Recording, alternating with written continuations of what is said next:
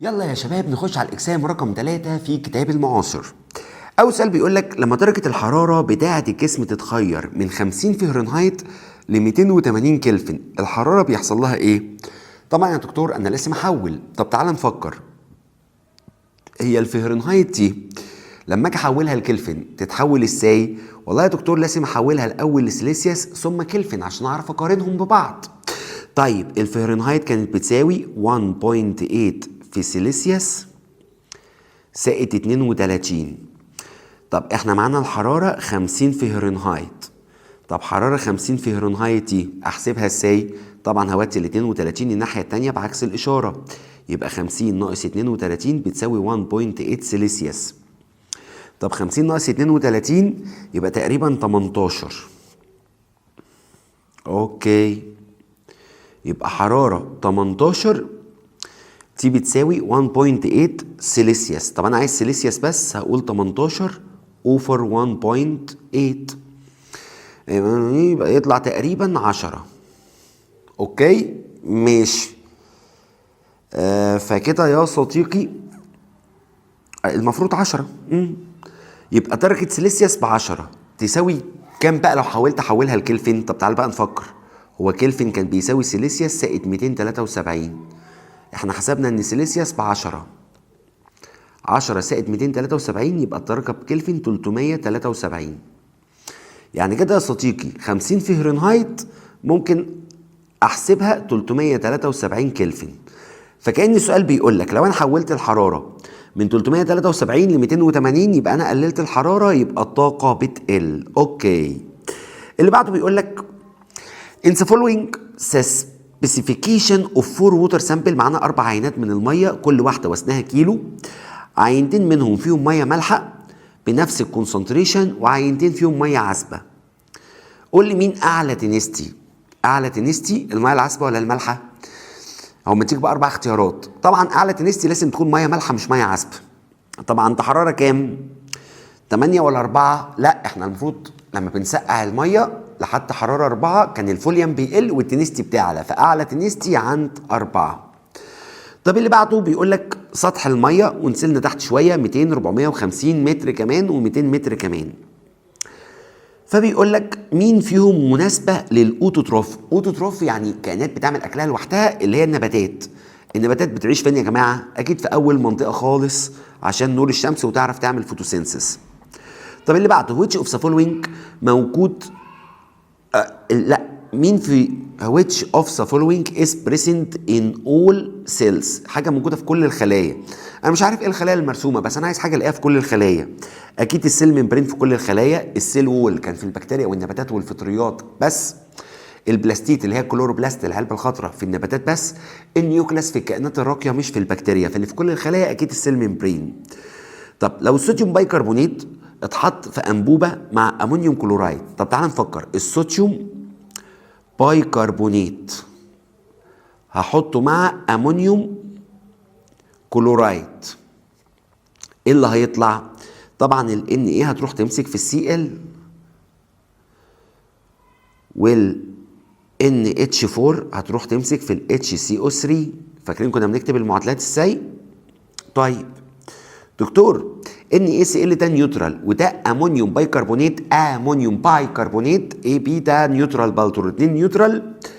طب دكتور احنا كده معانا اللي طلع ده نيوترال يعني BH7. فهو بقى بيسألك في ايه؟ بيقول لك يا ابو الدكاتره لو احنا حطينا الصوديوم بايكربونات في سلندر يحتوي على امونيوم كلورايد، هو الامونيوم لوحده كان اسيد يعني BH اقل من 7، لما احط عليه الصوديوم بايكربونات اللي طلع بنيوترال BH7 يعني البي اتش كان اقل من 7 كتر بقي 7 يبقى البي اتش زاد.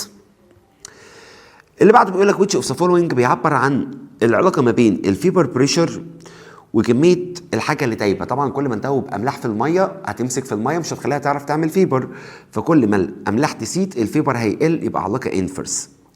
which of the following مش من الاستراكشرال ادابتيشن في الدولفين؟ فاكرين الدولفين؟ يلا الدولفين بيتاقلم على حياته في الميه، بيعمل كل ده ما عدا حاجه، جسمه ستريم لاين عنده سعانف يعوم بيها، عنده فتحه يتنفس بيها في راسه، عينيه مش واسعه لان الدولفين مش بيعيش في الاعماق يعني.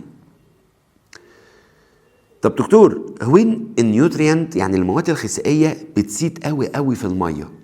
لو احنا جبنا بحيره ورشينا لها اكل كتير اكل كتير، فالنباتات هتكتر قوي.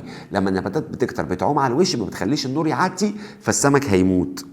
فهيحصل abnormal algal blooming. بلومينج يعني سياده مبالغ فيها في الطحالب، تلاقي النباتات كترت قوي، النور ما يعديش، السمك يموت. طب which of the following صح عن الادابتيشن بتاع سمكه القرش في الميه؟ تعال نشوف ايه المناسب لسمكه القرش عشان تتعامل مع ضغط الميه اللي عليها. عندها اير بلاتر ما ينفعش، لو عندها بلالين هوا سمكه القرش هتطلع فوق تاكلنا. هي بون، هي عندها خطاريف يا بابا، فتيت عندها هيكل من الخطاريف يخليها تحتمل الضغط، الخطروف مرن. طب اللي بعده قول لي حاجه من دول صح عن تكوين السلفوريك اسيد رين. يعني عايزين يبقى فيه اسيد رين فيه سلفوريك اسيد. طبعا بيبقى فيه SO2، ده اول حاجه بتتكون لما الشوائب تتحرق في مواتير العربيات. فاكر لما قلنا لو جبنا بترول مش نضيف كنا نحرقه بيطلع SO2، فيطلع في الهواء يتفاعل مع شويه اكسجين وشويه بلاوي كده من اللي في الهواء يتحول ل SO3، يطلع بقى يتفاعل مع الميه اللي في المطره يعمل H2SO4، يبقى هو ده الترتيب الصح. طب قول لي الووتر ان ليكويد ستيت تحتوي على ايه؟ الميه وهي ليكويد بيبقى فيها كوفيلنت وهيدروجين بوند، معروف يعني بيبقى فيه كوفيلنت في المولكيول وهيدروجين بتوين المولكيولز. طب تو ايدنتيكال كوانتيتي 1 و 2 من خاص، جبنا خاص وجبنا منه كميتين. لو درجه الحراره بتاعت الكميه الاولى اكبر من درجه الحراره بتاعت الكميه الثانيه، يعني واحد سخناه والتاني لا، يبقى الافكتيف فيلوسيتي السرعه الحقيقيه بتاعت الخاص اكيد طبعا الاولاني هيجري اسرع لان انا سخنته، فكده الافكتيف فيلوسيتي كان رمزها في RMS، الاولاني هيجري بسرعه عاليه والتاني بسرعه قليله، هقسم رقم كبير على رقم قليل يطلع اكبر من واحد. طب اللي بعده when moving a barometer، باروميتر ده الجهاز اللي بيقيس الضغط يالا، اللي هو كان عامل زي حرف اليو كده ونحط فيها ميركوري ونقفل ناحيه ونفتح تانيه ونشوف لما نضغط هنا الميركوري ينزل يطلع هنا، ده اسمه باروميتر. هننقله من عند قاع جبل لقمة جبل. قاع الجبل الهواء كله بيضغط عليه، طلع على قمة الجبل هواء أقل في الضغط، ففوق الضغط قل. فكده يا دكتور كمية الميركوري انسى باسين، باسين ده اقول لك كمية الميركوري انسى باسين هتقل ولا هتزيد؟ والله يا دكتور هتزيد. ايه الفكره؟ افكرك، اصل هو ما بيشرحش الجهاز اللي احنا شارحينه هنا، كان في جهاز تاني باروميتر بيتعمل بطريقه مختلفه. نجيب حله، الحله دي اسمها باسين، حله ونحط فيها انبوبه فيها ميركوري، وبرده نفس الفكره بتاعت الانبوبه حرف اليو، لما الهواء يضغط الميركوري هيطلع. طب انا لما بطلع فوق الجبل الضغط بيقل، فلما الضغط بيقل هلاقي الميركوري ما طلعش قوي يا صديقي لان الضغط قل، فهلاقي الميركوري ما ارتفعش قوي، فهلاقي كميه الميركوري اللي في الباسين كتيره قوي لان هو مش هيرتفع ليه؟ لان ضغط الهواء قليل فوق الجبل. فكميه الميركوري في الباسين يعني في الحله، لا فوق الجبل الضغط قل فالميركوري مش هيطلع قوي، ده هيقف تحت شويه، فهلاقي الميركوري اللي في الانبوبه ما بقاش كتير، فالميركوري في الحله هيبقى كتير. طب اللي بعده the two process in which the physical state of the water is similar immediately after their occurrence. يعني عمليتين بيحصلوا تلاقي الميه يعني تلاقي خلوا الميه ليكويد او خلوا الميه جاس او خلوا الميه سوليد. ايه العمليتين دول؟ evaporation دي بتخلي الميه فيبر، condensation دي بتخليها ليكويد. condensation بتخليها ليكويد، transpiration يعني تبخر الميه. ترانسبيريشن يعني طلع بخار ميه من النبات، والايفابوريشن دول بيخلوا الميه تبقى فيبر، نفس الفيزيكال ستيت. طب which of the following layers اقل سيكنس، اصغر طبقه في الحجم؟ والله يا دكتور كانت اول طبقه، فاكر التروبوسفير كانت كلها 10، انما لو جيت تبص على اللي بعتيها كانت 40 ستراتو، بعد كده الميسو 30، بعد كده السيرمو 620 والاكسوسفير 300 كيلو متر، يبقى اصغر واحده التروبو. طب اللي بعدها بيقول لك يلا يا صديقي قول لي ايه الرسمه الصح؟ طب تعال نفكر. اللي هنا في الرسمه الصح طبعا لازم تبقى رقم 2، لان لما الفتحه تحت الميه دي كلها بتضغط عليها، فالميه عليها ضغط عالي فبتنتفع. فوق فتحه بس الميه قليله فالضغط قليل فالميه مش بتنتفع قوي. طب اللي بعده بيقول لك في اللايف سايكل بتاع سمك السلمون، فاكر سمك السلمون؟ قول لي ايه المراحل اللي بتعيش كل حياتها في لو اوسموتيك بريشر. لو اوسموتيك بريشر يعني اوسموتيك بريشر يعني ملح قليل، يعني بتعيش في ميه فريش. قول لي مين اللي بتعيش في الفريش ووتر؟ السلمون وهي صغيره، الايك، القطلت في الميه المالحه، القطلت في الميه المالحه. وحتى اليانك شويه لما بتكبر ما بتفضلش قاعده في الميه العذبه حياتها كلها، اول ما بتكبر بتروح الميه المالحه، فاللي تملي في الميه العذبه هي الايك. اليانك لا، بتغير جسمها وتروح للميه المالحه. which of the following من اسباب الجلوبال وورمنج؟ طبعا حرق الوقود بيعمل CO2، والCO2 ده بيعمل جلوبال وورمنج. الفوتوسينسيس ده حلو. ان انا اخد الفضلات بتاعت الميه واعمل لها اعاده تدوير واستخدام صناعي محترم، ده يقلل طبعا التلوث. الاوفر هانتنج ده بسطات حيوانات، ايه علاقته بالاحتباس الحراري؟ طب اللي بعده مساله بيقول لك a body of mass 70 كيلو جرام، درجه حرارته مديها لك بالفahrenheit ومديك السبيسيفيك هيت. the required amount of heat gained، فاكر الحراره المنتقله لاي سائل اللي كان رمزها كيو؟ عشان نرفع حرارته 102 فahrenheit. تقول لي دكتور المساله دي جميله قوي، انا عارف اصلا القانون بتاعها كان كيو بتساوي ام في سي في تلتا تي، انا عارف انا القانون ده. والماس هو مديها لي ب 70 كيلو كتر خيره، والسبيسيفيك هيت هو مديها لي ب 3400، فبقى لي بس التلتا تي. ما انا عارف تلتا تي يا دكتور يعني تي فاينل اهي ماينس تي انيشال، برافو، اطرح تي من تي. طب دكتور هو يطلع كام تقريبا؟ يعني هيطلع رقم ايا كان الرقم اللي هيطلع ده بالفahrenheit. هل ينفع حل المساله بالفahrenheit؟ لا، هحولها لسليسيوس.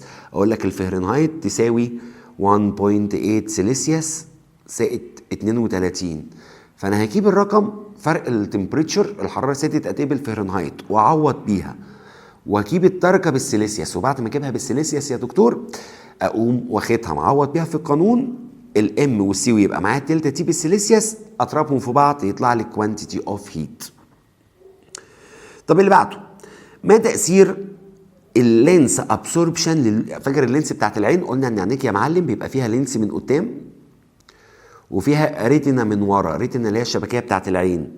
لما بتتعرض لليوفي لايت بيتكون هنا كاتاراكت، فاكر ايه الكاتاراكت؟ ميه بيضه، فلما يجي النور يعدي الميه البيضه ما تخلوش يعدي فيقل مرور النور لعينيا. طب اللي بعده يا صديقي بيقول لك كومبير بتوين الوودي فروك والايس فيش والسحليه الصحراويه على حسب ازاي بيتاقلموا مع درجه الحراره. طبعا الوودي فروك يا جماعه دي بتخزن جلوكوز في الشتاء علشان الميه ما تتكملش، كانوا بيقولوا عليه انتي فريز فما يتكونش ايس. دي كانت بتخزن سبيشال بروتين عشان الميه في جسمها ما تتكملش، وبرده انتي فريز. الليسر دي بقى بتعمل حاجتين، بتطلع في البيهيفير بتاعها السلوك بتاعها تطلع بالليل مش بالنهار، وتاني حاجه في الفسيولوجي بتاعها او طريقه حياتها بتلاقي فيها اوبننج في السكن، فتحات في الجلد زي فتحات العرق. دي بتجمع الووتر منين؟ من السنت والاير، نتا ميه في الارض تسحبها وتبعتها عن طريق قنل معينه، قنوات معينه في جسمها لبقها عشان بقها يفضل هايدريتد يعني مبلول وهي ما تبقاش عطشانه. طب قول لي يا صديقي في السلسله اللي قدامك دي طحالب كلها مولاسكا، كلها سمك صغير، كلها سمك كبير، ما هو تأثير نقص ساليفيل اوف ديسولفينج كربون دايوكسيد في الميه؟ دكتور هو لو قللنا السي او 2 في الميه مين اللي بيحتاج سي او 2؟ النباتات، فهلاقي الطحالب عددها قل. طب دكتور لما الطحالب عددها يقل كل السلسله عددها هيقل، فهيحصل ديكريس للنمبر بتاع كل الممبرز بتاع الفود تشين يا صديقي. ليه؟ لان ما بقاش فيه نباتات، فلو تتدمر كل السلسله اتدمرت. اوكي؟ وبكده يا دكتوره احنا خلصنا هذا الامتحان.